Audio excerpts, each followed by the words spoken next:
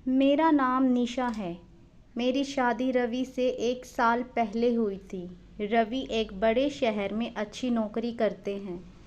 Office की तरह से ही हमें एक अच्छा फ्लैट मिला है। मेरे पति ऐसे बहुत अच्छे हैं, लेकिन अगर मुझसे कोई पूछे तो मैं अपने पति की एक आदत को बदलना चाहूँगी।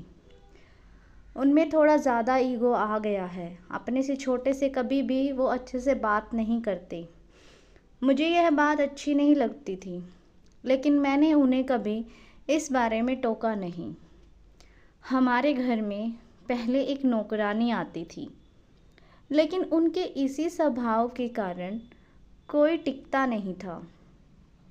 उनका कहना था कि अगर ऐसे नहीं कहेंगे तो कोई आजकल काम नहीं करता। शायद उनका यह स्वभाव उनके ऑफिस के अनुभव से आया, क्योंकि उन्हें पूरा काम करवाने का प्रेशर हमेशा रहता था। इस कारण उनके स्वभाव में यह कठोरपन आ गया है। अब फिर मैंने नए काम करने वाले की तलाश शुरू की। बड़ी मुश्किल से कुछ दिनों बाद घर पर ही एक शख्स आए। उन्होंने अपना नाम कालू बताया था। उम्र उनकी 55 साल की थी। उन्होंने कहा कि उन्हें कहीं से पता चला कि यहाँ काम है। मैंने पूछा किसने बताया। वो बोले कि अभी उनका नाम याद नहीं आ रहा। मैंने कहा कि आप खाना बना लेंगे। उन्होंने कहा कि हाँ, मैं अच्छा खाना बनाता हूँ, आपको कोई परेशानी नहीं होगी। शुरुआत में मेरा मन नहीं माना, क्योंकि वो किसी की पहचान से नहीं आए थे। लेकिन फिर मैंने सोचा कि शाम को उनसे मिलवा देती हूँ। शाम को जब वो घर आए तब मैंने कहा कि कोई काम के लिए आया है। उन्होंने भी यह कहा कि क्या उसे जानती हूँ। मैंने कहा कि नहीं। वो कालू से मिले, पूछा कि पहले भी काम किया है।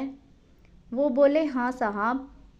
उनकी उम्र के चलते उन्होंने भी यही सवाल पूछा कि तुम खाना वाना लेते हो। वो पहले ही थोड़ा घबराए हुए थे। कहा कि साहब बना लूँगा, ठीक है, उन्होंने कहा। और कहा कि साफ सफाई से खाना बनाना और छुट्टी नहीं मिलेगी। रोज़ रोज़ का नाटक नहीं चलेगा कि तबीयत खराब है या घर में कोई बीमार है। यह सब बातों का ध्यान रखना।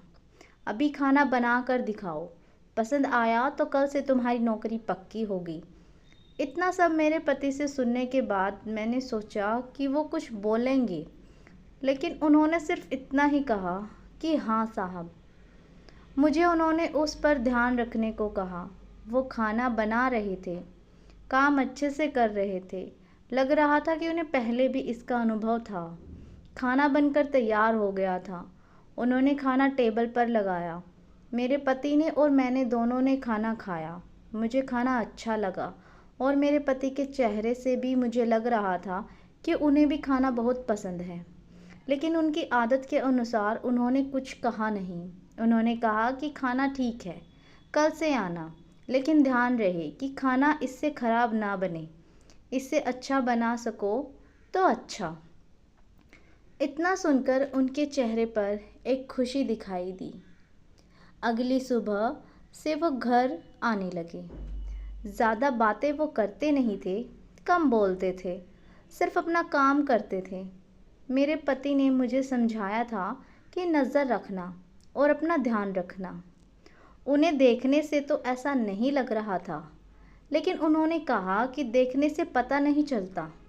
तुम कुछ दिन तक इसकी जानकारी भी निकलवा लेना कहाँ है। मुझे भी उनकी बात सही लगी, क्योंकि वो ऐसे ही अचानक मेरे घर पर आ गए और कहा था कि किसी से पता चला है।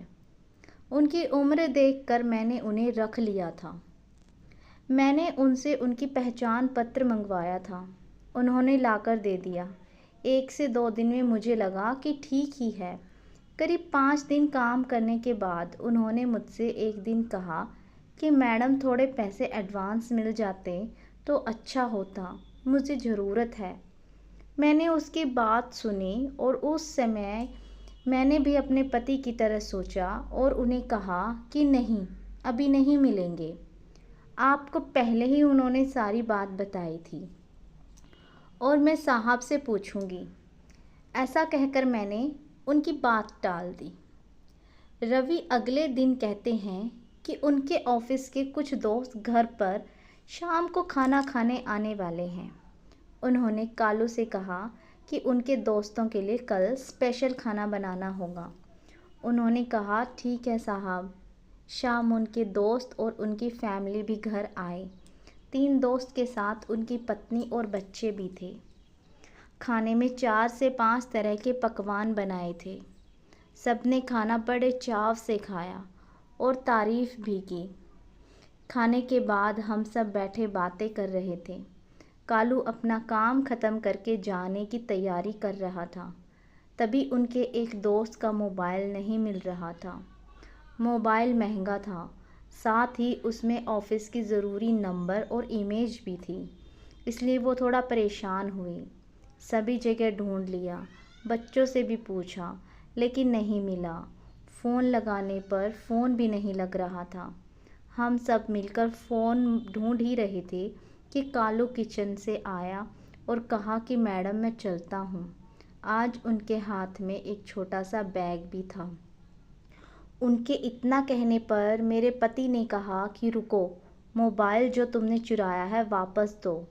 उन्होंने जब यह सुना तो कहा कि साहब आप क्या बोल रहे, चोरी? यह तो मैं सपने में भी नहीं सोच सकता। मेरे पति ने कहा कि ठीक है, फिर तलाशी दो और चले जाना। यह सुनकर उन्होंने कहा कि नहीं, मैंने जब चोरी नहीं की तो तलाशी क्यों दूँ। मेरे पति बोले कि जब चोरी की नहीं तो तलाशी से क्यों डर रहे हो। इतना कहकर वो उनके पास गए और उनके हाथ में जो बैग था उसे लेने लगे। कालू ने बैग पकड़ा और कहा कि साहब छोड़ दीजिए, इसमें मोबाइल नहीं है। मेरे पति को गुस्सा आ गया। कहा कि एक तो चोरी करता है, उस पर आंखें भी दिखाता है, छोड़ बैग। उन्होंने उसका बैग छीना और उसकी तलाशी ली। उसमें मोबाइल नहीं था, बल्कि खाना था। मेरे पति बोले कि तुम खाना चोरी करके ले जा रहे थे। कालू की आंखों से अब आंसू आने लगे। वो बोले कि मैंने चोरी नहीं की। मैडम ने कहा था कि मैं खाना खा कर जाऊं, तो यह मेरे हिस्से का खाना है, मेरे पोते के लिए। उसने बहुत दिन हो गए अच्छा खाना नहीं खाया साहब। मेरा बेटा होता तो शायद मुझे आज यह दिन देखना नहीं पड़ता। मेरा बेटा 4 साल पहले चला गया, इकलौता बेटा था। घर में अब मैं ही हूँ, उसकी बीमार माँ, मेरी बहू और पोते के लिए। बड़ी मुश्किल से घर संभाल रहा हूँ। खाने के लिए अच्छा बना तो मैंने सोचा कि मेरे पोते को खिला दूँगा और उसके चेहरे पर जो खुशी आएगी वो मैं देखना चाहता था। मैंने मैडम से एडवांस भी मांगा था घर के लिए। इतना बोलकर वो बिना खाना लिए ही रोते हुए चले गए। वो इतना कुछ झेल रहे थे, हमें इसका पता ही नहीं था। और आजकल की दुनिया ऐसी ही हो गई है। कुछ बुरा होने का हमें इतना डर है कि हमें अच्छाई भी दिखाई नहीं देती। इसमें हमारा भी कसूर नहीं है। उनके जाने के बाद मोबाइल का भी पता चल गया। उन्हीं का बच्चा बोला कि उसने मोबाइल नीचे गिर गया था और बंद हो गया। पापा डांटेंगे इसलिए उसने मोबाइल सोफ़े के नीचे रख दिया।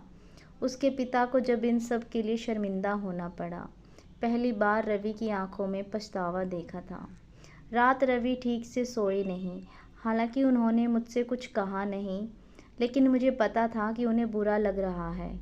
सुबह मुझे पता था कि वो फिर नहीं आएंगे, इसलिए मैं जल्दी उठी और घर का काम खुद करने लगी।